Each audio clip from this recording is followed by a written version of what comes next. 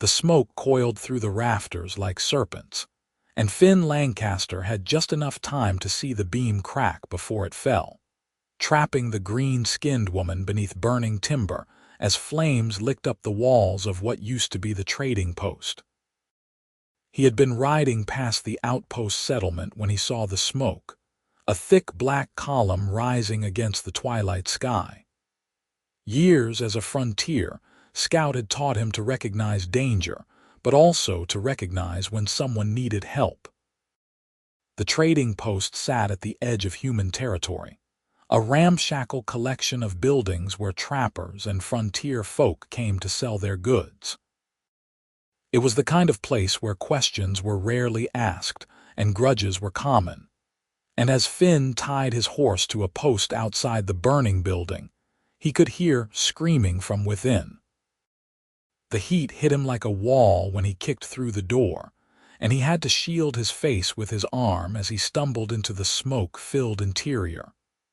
The fire had started in the back, probably in the storage room where they kept the lamp oil, and it was spreading fast. Through the haze he could make out shapes. Overturned tables, scattered goods, and there in the center of the room, pinned beneath a massive ceiling beam, was a woman with green skin and small tusks protruding from her lower jaw, an orc. For a split second, Finn hesitated. Every story he had grown up with painted orcs as the enemy, brutal raiders who attacked human settlements and showed no mercy. But this woman was not raiding anyone. She was trapped, her dark eyes wide with pain and fear as the flames crept closer, and Finn found himself moving before he could think better of it. The beam was heavy, easily 300 pounds of solid oak, and when Finn grabbed it, the heat seared through his gloves. He gritted his teeth and heaved, feeling the muscles in his back and shoulders strain. The orc woman was trying to push as well, her powerful arms shoving against the timber, but she was pinned at an awkward angle and could not get proper leverage. The fire was all around them now, eating through the walls and filling the air with choking smoke. "Push!" Finn shouted, though he knew she was already trying. He repositioned his grip, found better footing, and threw everything he had into lifting the beam. For a terrible moment, nothing happened. Then, inch by agonizing inch, the timber began to rise. The orc woman pulled herself free with a gasp, rolling away from the flames, and Finn dropped the beam with a crash that sent up a shower of sparks. He grabbed her arm, it was solid muscle beneath his fingers, and hauled her toward the door. They stumbled out into the cool evening air just as the roof collapsed behind them with a roar like thunder. They both fell to their knees in the dirt, coughing and gasping. Finn's hands were blistered beneath his ruined gloves, and his lungs felt like he had breathed in fire itself. Beside him, the orc woman was hunched over, her dark hair hanging in a singed curtain around her face. When she finally looked up at him, her eyes were the color of amber, and they were filled with confusion and something that might have been gratitude. "You saved me," she said, and her voice was rough from the smoke but steady. Why? It was a fair question. Finn did not have a good answer. "Could not just leave you there," he managed between coughs. She stared at him for a long moment as if trying to determine whether he was telling the truth. Around them, a small crowd had gathered, other residents of the outpost settlement who had come to watch the fire. Finn could see the looks on their faces, the way they eyed the orc woman with suspicion and hostility. A few had weapons. "She started it," someone muttered. "Probably tried to rob the place." "That is a lie," the orc woman said, her voice sharp as she pulled herself to her feet. She swayed slightly, favoring her left leg where the beam had pinned her. "I was trading furs. The owner took my goods and refused to pay. When I argued, he threw a lamp at me. The fire was his doing, not mine." "Convenient that he is not here to tell his side," another voice called out. Finn stood as well, positioning himself between the orc woman and the crowd. He did not know if her story was true, but he knew mob justice when he saw it forming. "Fire is out," he said firmly. "Everyone can go home. You defending her, Lancaster?" The man who spoke was named Herrick, a trapper Finn had traded with before. "She is an orc. You know what they are. I know she was trapped in a burning building, and I know you are all standing around talking instead of putting out the fire before it spreads to the other structures." Finn shot back. "Now move." There was grumbling, but the crowd began to disperse. They had water barrels and buckets, and soon they were focused on containing the blaze. Finn turned back to the orc woman. She was watching him with that same puzzled expression, as if he were a curiosity she could not quite figure out. "Can you walk?" he asked. She tested her leg, wincing but nodding. "I can manage." "Good. You should leave. This place is not going to be safe for you once the shock wears off and they start looking for someone to blame." "I have nowhere to go," she said quietly. "My clan cast me out 3 months ago. I have been surviving on my own, trading furs and doing odd work. This was the last of my supplies." Finn glanced back at the burning building. Whatever goods she had brought were ash now, and he doubted she would get any payment from whoever owned the place, if the owner was even still alive. "Where is the owner?" he asked. "He ran when the fire started, out the back." She gestured to the rear of the building where the flames were still burning hot, so the man had left her to die. Finn felt a flicker of anger at that which surprised him. He did not know this orc woman, had no reason to care what happened to her, but the image of her trapped beneath that beam kept replaying in his mind. "I have a camp about 5 miles north of here," he said before he could stop himself. "You can rest there tonight. Tomorrow you can decide what to do." She looked at him as if he had just offered her a kingdom. "You would help me, after what I am." "After what you are is hurt and stranded," Finn said. "And I am apparently the kind of fool who does not think before he acts. Come on before I change my mind." They left the outpost as the fire crews worked to contain the blaze. Finn's horse, a steady mare named Copper, snorted nervously as the orc woman approached, but she calmed when Finn stroked her neck.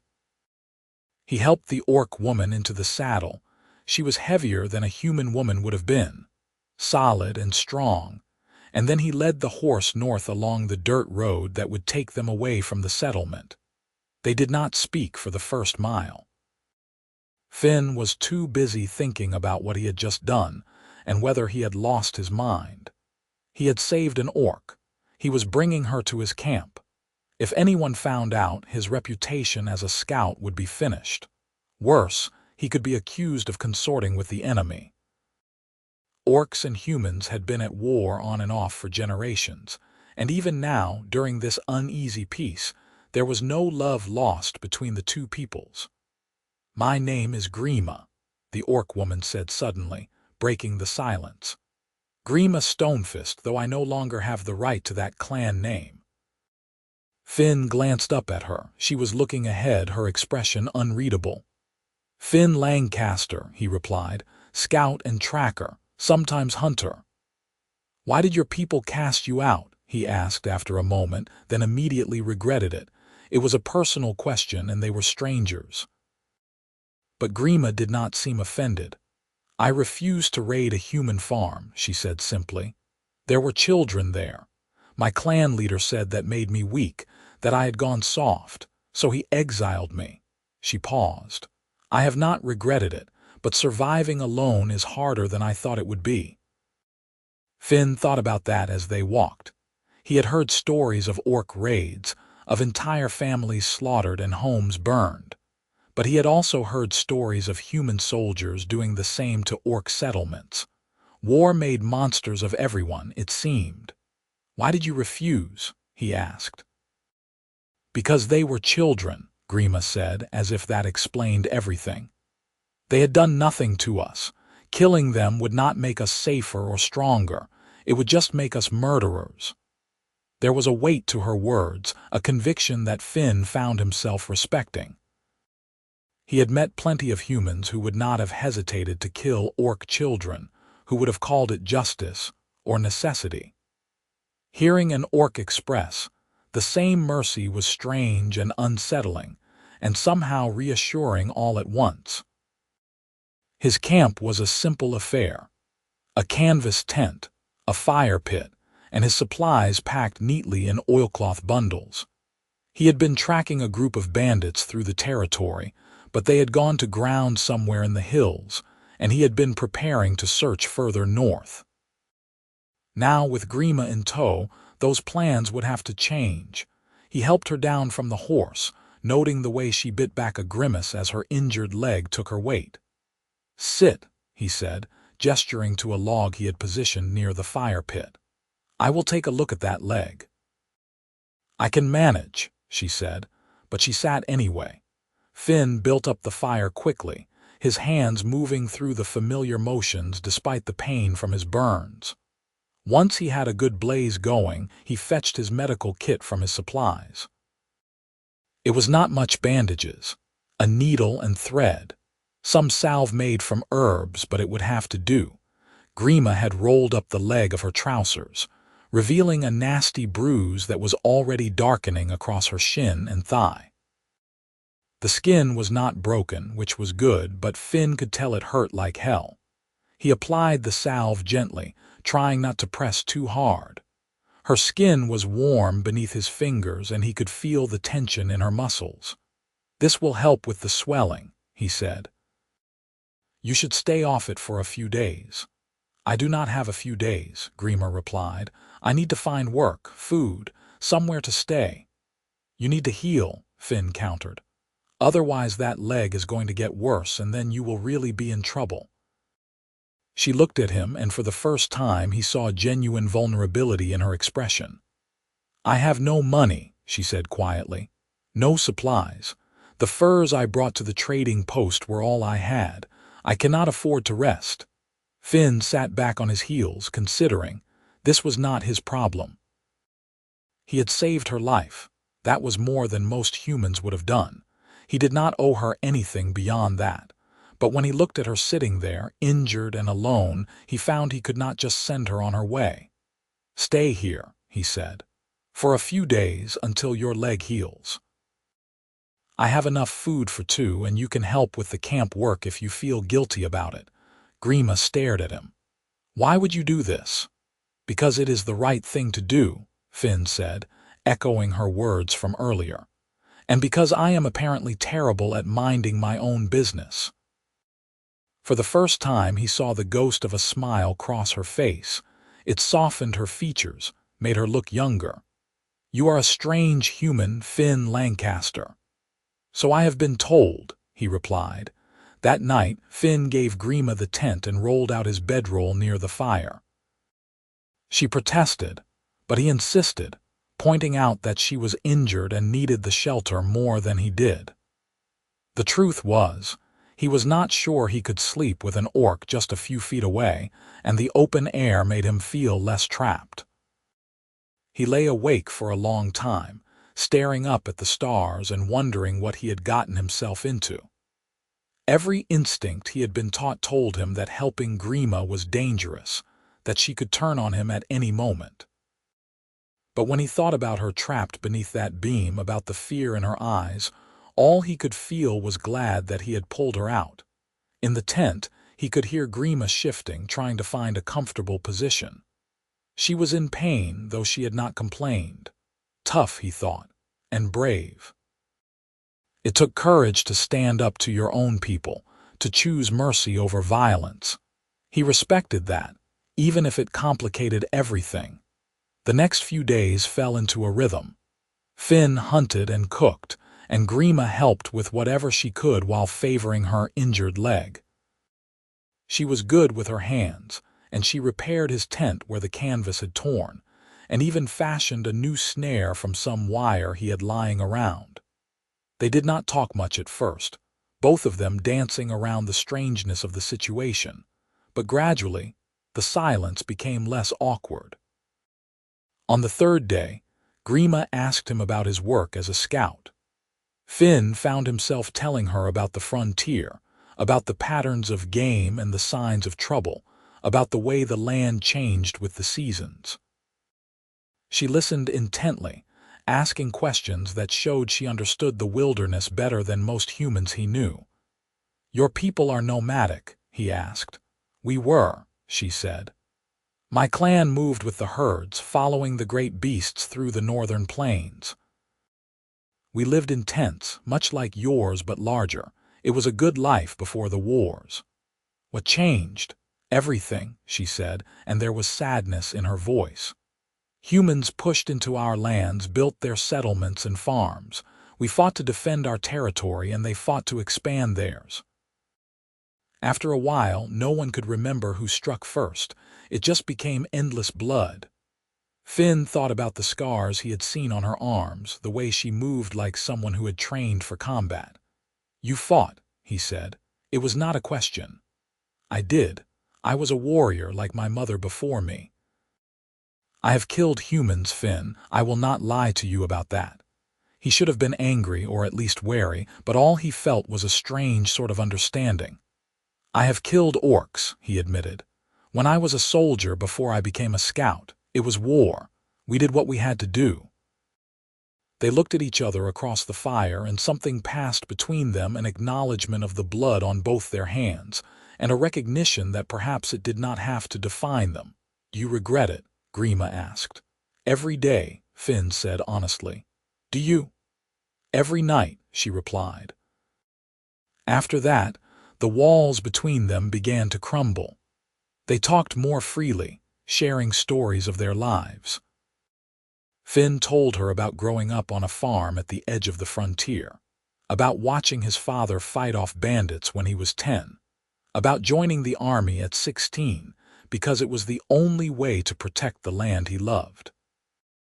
Grima told him about learning to hunt from her uncle, about the songs her clan sang around the fire, about the taste of roasted snowroot and the feel of the wind across the open plains. There were moments of levity, too. Grima had a dry sense of humor that caught Finn off guard, and more than once he found himself laughing at some observation she made. She teased him about his cooking. "You burn everything," she said, and he teased her about her snoring. "You sound like a hibernating bear." It was easy, this companionship, easier than it had any right to be. But beneath the growing friendship was something else, something neither of them wanted to acknowledge. Finn found his eyes drawn to her more and more, noticing the way the firelight played across her green skin, the strength in her shoulders, the curve of her tusks when she smiled. He told himself it was just curiosity, that he had never spent time with an orc before, but he knew it was more than that. Grima, for her part, seemed equally conflicted. Sometimes Finn would catch her watching him, her amber eyes thoughtful, but she would always look away when he noticed. Once, when he was demonstrating how to skin a rabbit, his hand brushed against hers, and the contact sent a jolt through him that was entirely inappropriate. She had pulled back quickly, and for the rest of the day they had been awkward around each other. On the 5th night, a storm rolled in. The rain came down in sheets, and the wind howled through the trees like a living thing. Finn's tent was sturdy, but it was not meant for 2 people, and he had to abandon his bedroll by the fire and crowd in with Grima to avoid getting soaked. They sat shoulder to shoulder in the darkness, listening to the rain hammer against the canvas. It was warm in the tent, almost stifling, and Finn was acutely aware of every point where their bodies touched. Grima was breathing quietly beside him, and he could smell the wood smoke in her hair, the earthy scent of her skin. "Finn," she said after a long silence, and her voice was barely above a whisper. "Yeah, why did you really save me? And do not say it was just the right thing to do. You could have left me. No one would have blamed you." Finn thought about lying, about giving her some noble answer that would keep things simple, but he was tired of simple. "I do not know," he admitted. "When I saw you trapped there, all I could think was that I had to get you out." It did not matter that you were an orc, you were just someone who needed help. And now, she asked, do you regret it? He turned to look at her, even though he could barely make out her features in the darkness. No, he said, I do not regret it. She was quiet for a moment. Then, so softly he almost missed it, she said, neither do I. The storm lasted all night, and neither of them slept much. In the morning, the world was clean and fresh, the air smelling of rain and wet earth. Grima's leg was healing well, and she could walk without limping. It was time for her to move on, and they both knew it. But when Finn started to bring it up over breakfast, she spoke first. I should go, she said. You have been more than kind, but I cannot stay here forever. You have your own life. Where will you go? He asked. South, maybe. I heard there are settlements near the river that are more tolerant of orcs. I can find work there, perhaps. It was a reasonable plan, but the thought of her leaving made Finn's chest tighten in a way he did not want to examine too closely. That is a long journey, he said. And dangerous for someone traveling alone. I will manage, she said, but there was no conviction in her voice. Finn made a decision. Come with me, he said. She blinked. What? I am heading south anyway, tracking those bandits. We can travel together, at least until you reach the river settlements. Safety in numbers. Finn, people will talk. If they see you traveling with an orc, let them talk, he said firmly. I do not care. That was not entirely true. He did care, or at least he cared about what it would mean for his livelihood. But he cared more about making sure Grima reached safety, and that was a realization that should have terrified him, but instead just felt right. Grima studied him for a long moment, and he could see the conflict in her eyes. Finally, she nodded. All right, she said, but only until the river. After that, we go our separate ways. Agreed, Finn said, even though he was already wondering if he would be able to let her go when the time came. They broke camp that morning and set out south, following the game trails through the forest. Finn kept them off the main roads, not wanting to draw attention. The bandits he was tracking had hit a supply caravan 2 weeks ago, making off with food and weapons, and there was a bounty for their capture. If he could find their camp and report it to the authorities, he would earn enough to get through the winter. But that goal felt less urgent now, less important than the woman walking beside him. Grima moved through the forest like she was part of it, her steps silent and sure. She pointed out things Finn had missed: the scratches on a tree that indicated a bear's territory, the faint tracks of a deer that had passed hours ago. She was a better tracker than he was, he realized, and that both impressed and humbled him. On the second day of travel, they came across a homestead. It was a small farm carved out of the wilderness, with a log cabin and a barn and fields of young wheat. Smoke rose from the chimney, and Finn could see someone moving in the yard. We should go around, Grima said quietly. If they see me, but it was too late. A man had spotted them from the yard, and he was already walking toward them with a rifle in his hands. He was older, maybe 50, with a weathered face and suspicious eyes. Who are you? The man called out when he was close enough. Finn Lancaster, scout, Finn replied, keeping his hands visible and non-threatening. Just passing through, we do not want any trouble. The man's eyes went to Grima and his expression hardened. You are traveling with an orc. I am, Finn said evenly. She is with me. We do not want her kind here, the man said, raising the rifle slightly. You best move along. Grima had gone very still beside him, her body tense. Finn could feel the hostility radiating from the farmer, and he knew this could go badly very quickly. We are leaving, he said. There is no need for weapons. I will decide what is needed on my land, the farmer snapped. But then a woman appeared from the cabin, younger than the man, probably his daughter. She took one look at the situation and hurried over. Father, what are you doing? She asked. Sending them on their way, the man said. The woman looked at Finn and Grima, and her expression was less hostile, more curious. "You are the scout who found the Henderson boy last spring, are you not?" she asked Finn. "When he got lost in the woods." Finn remembered. The boy had been missing for 2 days, and Finn had tracked him to a cave where he had sheltered from a storm. "I am," he said. "You saved his life," the woman said. "My cousin's boy, we owe you a debt." The farmer looked at his daughter, then back at Finn. Slowly he lowered the rifle.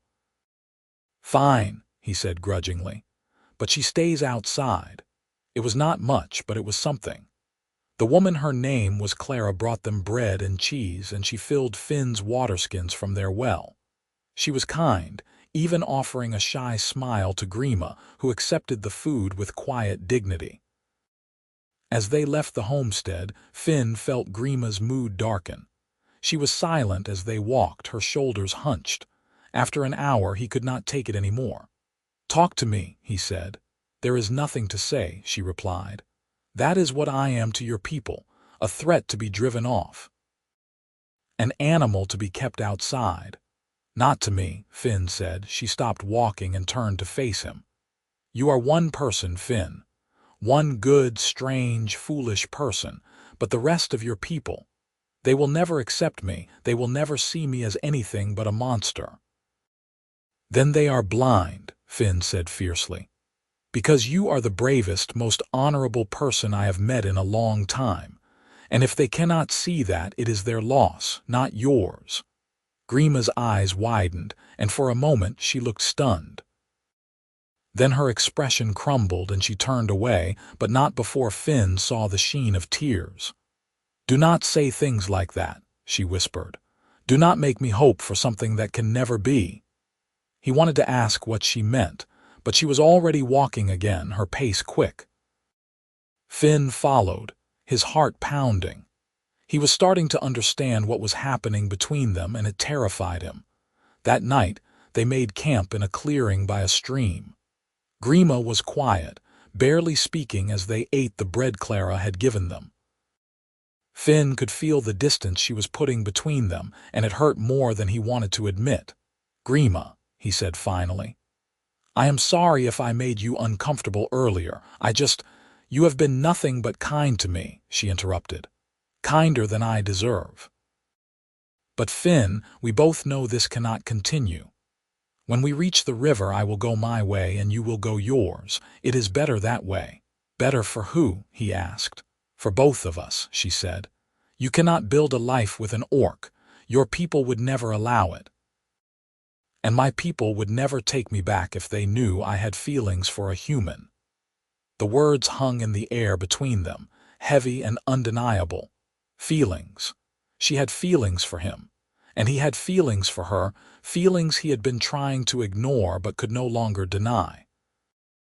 "What if I do not care what people think?" he said quietly. She laughed, but there was no humor in it. "You should care. It would ruin you. You would lose your work, your reputation. You might even lose your life. And for what? A relationship that is forbidden by both our peoples." "For you," Finn said.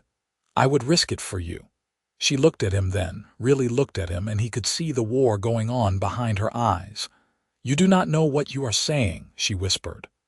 "I know exactly what I am saying," he replied. He moved closer until they were only a foot apart.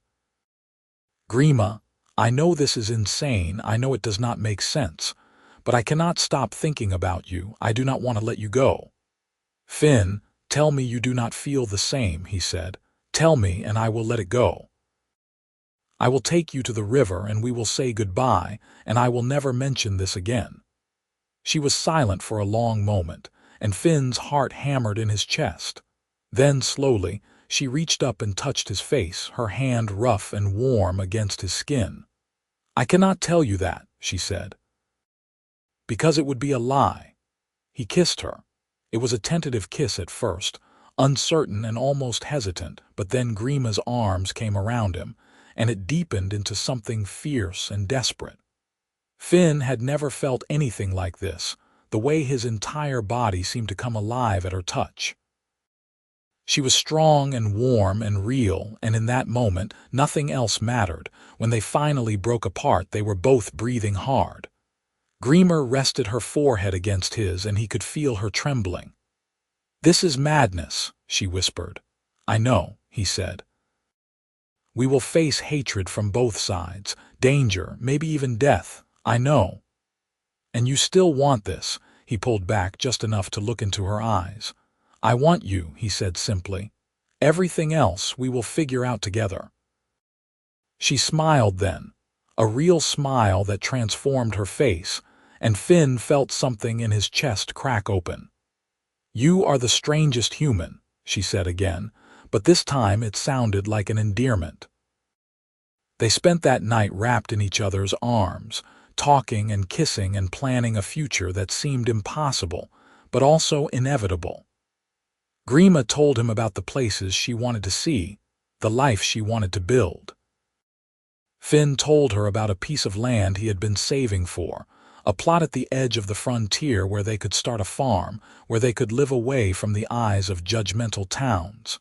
"It will not be easy," he warned her. "We will have to be careful, discreet." "I do not care," she said. "As long as we are together." It was the kind of promise that should have felt naive, but in the warmth of her embrace, it felt like the only truth that mattered. The next day they continued south, but now everything was different. They held hands as they walked, and Finn found himself stealing glances at Grima, still hardly believing this was real. She caught him looking more than once and laughed, a sound that made his heart soar. But their peace was shattered that afternoon when they stumbled upon the bandit camp. It was hidden in a ravine, a cluster of tents and supply crates tucked among the rocks. Finn counted at least 8 men, all armed, and he recognized some of the stolen goods from the caravan.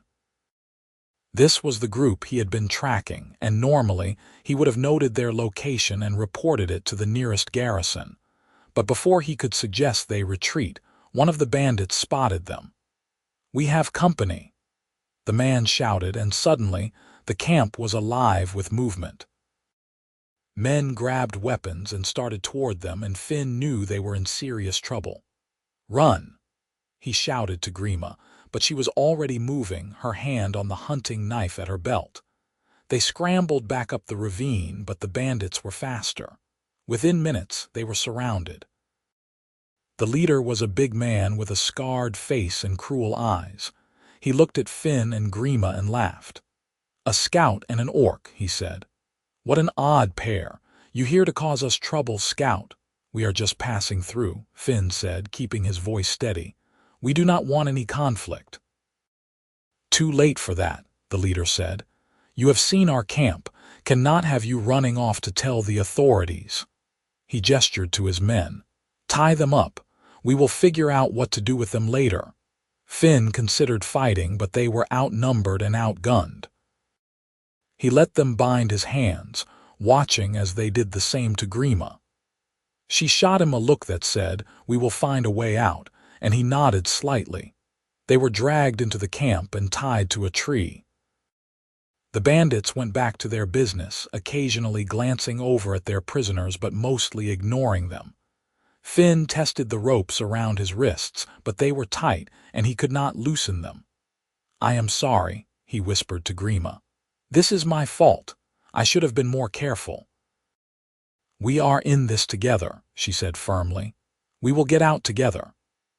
But as the afternoon wore on, Finn's hope began to fade. The bandits were discussing what to do with them, and from the snippets of conversation he overheard, it was not good. Some wanted to kill them outright. Others wanted to ransom Finn if he was worth anything. None of them saw Grima as anything but a monster to be disposed of. As dusk fell, the leader approached them. "We have decided," he said. "The scout we will keep. Might be useful, but the orc, she is worth nothing to us. We will kill her in the morning." Finn's blood ran cold. "No," he said. "Please, she has done nothing to you. Let her go," the leader laughed. "Begging for an orc. You must be touched in the head, scout, but it is your lucky day. I am feeling generous." If you want to save her, you can fight for her." "What do you mean?" Finn asked warily. "A contest," the leader said. "You against one of my men. If you win, she lives and you both go free. If you lose, you both die." It was not much of a choice, but it was the only one they had. "Fine," Finn said. "I will fight." They untied him and led him to the center of the camp where the bandits had cleared a space. Grima was brought out, still bound, and forced to watch. The bandit Finn would fight was a massive man, easily 6.5 feet tall and built like a bear. He was grinning as he cracked his knuckles. "No weapons," the leader said. "Just fists. Fight until one of you cannot get up." Finn had been in plenty of fights, but he was not a brawler by nature. He was lean and quick, built for endurance rather than brute strength. This man would crush him if he got a solid hit in.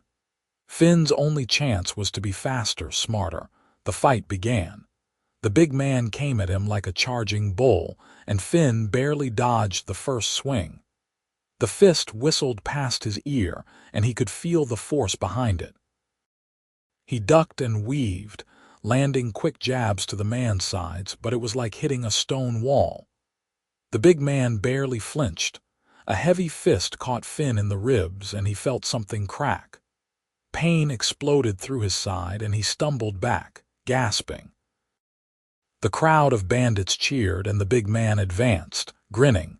Finn forced himself to move, to think past the pain. He needed to find a weakness, something he could exploit. The big man was strong, but he was slow, and his stance was sloppy. Finn waited for the next swing, then ducked under it and drove his fist into the man's knee. The joint buckled, and the big man staggered. It was the opening Finn needed. He drove his shoulder into the man's chest, pushing him off balance, and then brought his elbow down hard on the back of his neck. The big man went down like a felled tree, hitting the ground with a thud. For a moment, there was silence. Then the big man groaned and tried to push himself up. Finn, panting and clutching his ribs, kicked the man's arm out from under him. He fell back down and did not get up again. The leader stared, then started laughing. "Well, I will be damned," he said. "The little scout won. A deal is a deal. Cut the orc loose." One of the bandits cut Grima's ropes, and she immediately ran to Finn, supporting him as he swayed on his feet.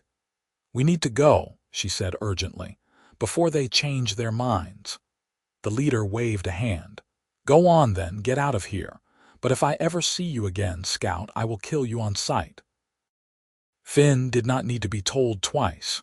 He and Grima stumbled out of the camp and into the forest, moving as quickly as Finn's injured body would allow. They did not stop until they were miles away, and by then, it was full dark. Grima found a hollow beneath the roots of a massive tree, and they took shelter there. Finn's ribs were screaming, and he could barely breathe without pain. Grima examined him in the dim light, her touch gentle. "You have broken ribs," she said. "Maybe more. You need rest." "We need to keep moving," Finn argued weakly. "Those bandits could follow us." "They will not," Grima said. "Their leader gave his word, and men like that have strange codes of honor. We are safe for now. You need to heal." Finn wanted to argue, but the pain was overwhelming, and exhaustion was pulling at him. He let Grima lay him down, his head in her lap, and she stroked his hair with a tenderness that made his chest ache for reasons that had nothing to do with his injuries. "You fought for me," she said softly. "You could have died." "I told you," he murmured. "I would risk everything for you." She bent down and kissed his forehead. "You are the most foolish, brave, wonderful man I have ever met," she said. "And I love you." The words hung in the air, precious and fragile. Finn reached up and touched her face. "I love you too," he said. They stayed in the hollow for 3 days while Finn healed. Grima hunted and gathered food, and she changed the bandages around his ribs with a care that spoke of deep affection. They talked about everything and nothing, and Finn found himself falling deeper in love with her with every passing hour. On the 4th day, He felt strong enough to travel. They set out again, this time heading southwest toward the piece of land Finn had been saving for. It was a week's journey, and they took it slow, avoiding towns and sticking to the wilderness. When they finally arrived, Finn's heart swelled with pride. The land was beautiful, a stretch of meadow bordered by forest with a clear stream running through it. There was a small cabin already built, left by the previous owner who had sold it cheap before moving east. It was rough and needed work, but it was theirs. Grima stood beside him, looking out over the land, and Finn saw tears in her eyes. "It is perfect," she whispered. They spent the next weeks making the cabin livable. Finn repaired the roof while Grima reinforced the walls and built a proper fireplace. They cleared land for a garden and started planning where to build a barn. It was hard work, but it was also joyful, and Finn found himself happier than he had ever been. But the outside world had a way of intruding. One afternoon, Finn was in the forest hunting when he heard voices. He crept closer and saw 3 men on horseback, all armed. They were human, and they had the look of militia. He listened as they talked, and his blood ran cold. "There is a report of a scout living out here with an orc," one of them was saying. "Command wants us to investigate. If it is true, we are to bring them in." "Consorting with the enemy," another man spat, "should be hanged for treason." Finn did not wait to hear more. He ran back to the cabin, his heart pounding. Grima was outside, tending the garden, and she looked up in alarm when she saw his face. "We have to go," he said. "Now." "There are men coming." They grabbed what they could carry and fled into the forest. Finn led them deep into the wilderness, to places he knew the militia would have trouble following. They traveled for days, always looking over their shoulders until they reached the mountains. It was there, in a cave high above the tree line, that they finally stopped. Finn built a fire and they sat huddled together, the weight of their situation pressing down on them. "We cannot keep running," Grima said quietly. "Sooner or later they will find us, or we will run out of places to hide." "I know," Finn said. He felt defeated, exhausted. "I am sorry, Grima. I thought we could make it work. I thought we could build a life together." "We still can," she said firmly, "but not here, not in human lands." "Where then?" "North," she said. "Beyond the frontier, in the wild territories. There are places there where humans and orcs do not go, places where we could live in peace. It would be hard, but we would be free." Finn thought about it. The wild territories were dangerous, filled with beasts and harsh weather, but Grima was right, it might be their only chance. "All right," he said. "We go north." The journey north was brutal. They traveled through mountain passes and dense forests, enduring cold and hunger. But they also saw beauty. Vast landscapes untouched by war, herds of wild creatures, skies so clear that the stars seemed close enough to touch. And through it all, Finn and Grima grew closer. They relied on each other completely, their love deepening with every hardship they overcame. Finn learned to see the world through her eyes, and Grima learned to trust in a future that once seemed impossible. After weeks of travel, they found it. A valley nestled between 2 peaks, sheltered from the wind and filled with green grass. A river ran through it, and the forest was thick with game. It was remote, isolated, and perfect. They built a new home there, a sturdy cabin with a garden and a small barn for the animals they hoped to raise. It took months of hard work, but by the time the first snow fell, they were settled. One evening, as they sat by the fire, Grima took Finn's hand. "I never thought I would have this," she said. "A home, peace, someone who loves me. You deserve it," Finn said. "You deserve all of this and more." She smiled, and he saw the contentment in her eyes. "Do you ever regret it?" she asked, "leaving everything behind?" "Never," he said without hesitation. "You are my everything, Grima. This life we are building, it is worth more than anything I left behind." She kissed him then, slow and tender, and Finn felt the truth of his words settle into his bones.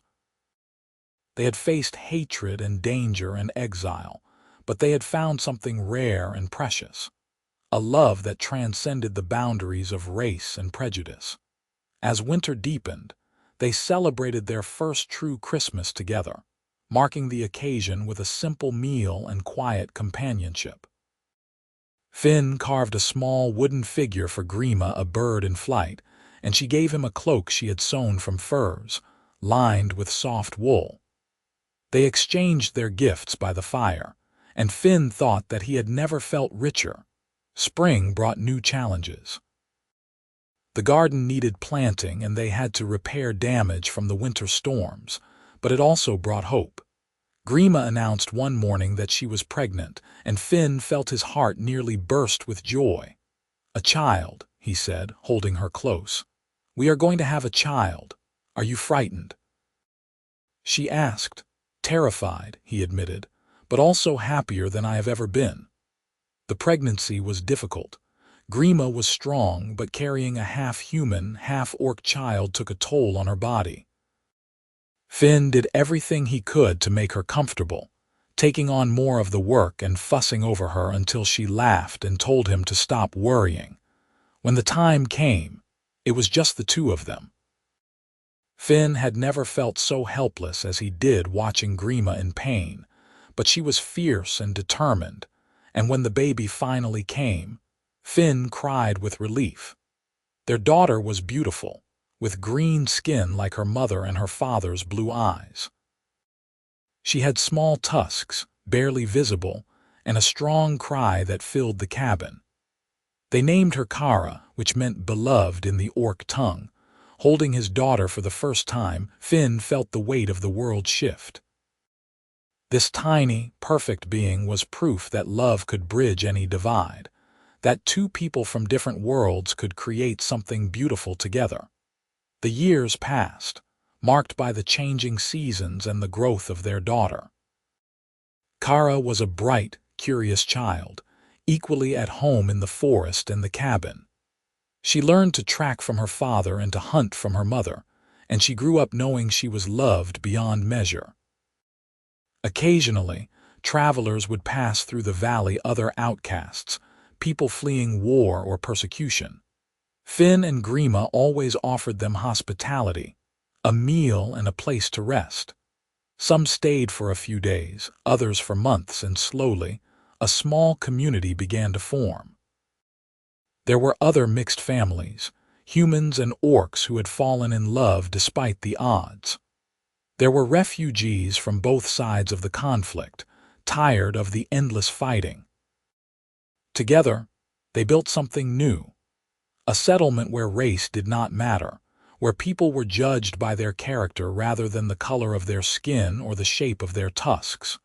One evening, as Finn sat on the porch watching the sunset, Grima came to sit beside him. Kara was playing in the yard, laughing as she chased fireflies. "Do you ever think about the life we left behind?" Grima asked. "Sometimes," Finn admitted. "But I do not miss it.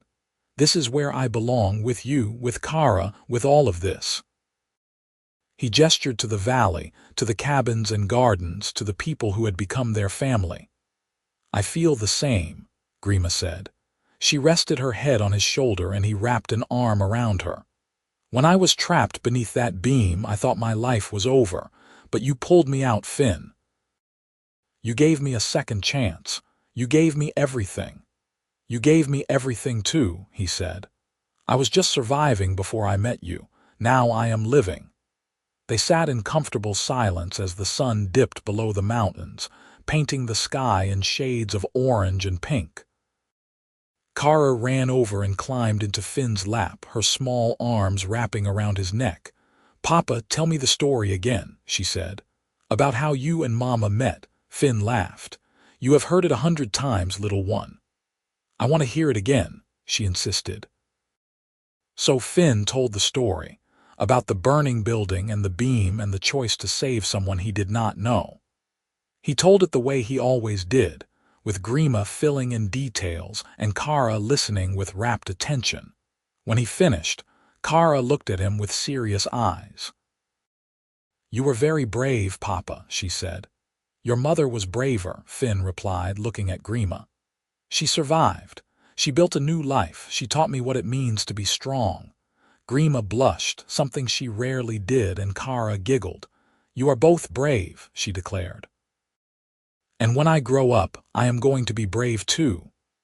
"You already are," Grima said, kissing the top of her daughter's head. As the stars began to appear, Finn looked around at his family, his home, his life, and he felt a deep sense of peace.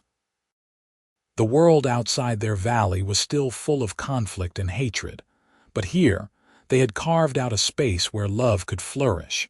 It was not perfect and it was not easy, but it was theirs, and that was enough. Years later, when Finn was an old man and Kara had children of her own, he would still remember the day the beam fell and pinned Grima in the fire. He would remember the choice he made to pull the burning timber off the orc girl, and he would know, with absolute certainty, that it was the best decision of his life. Because that moment of courage had given him everything. A partner who challenged and inspired him, a daughter who filled his heart with joy, and a legacy of love that would endure long after he was gone. In the end, Finn Lancaster and Grima Stonefist proved that love could conquer even the deepest divides. Their story became legend in the valley, passed down through generations, a reminder that sometimes the bravest thing you can do is reach across the lines that separate us and pull someone to safety. And sometimes, in doing so, you save yourself.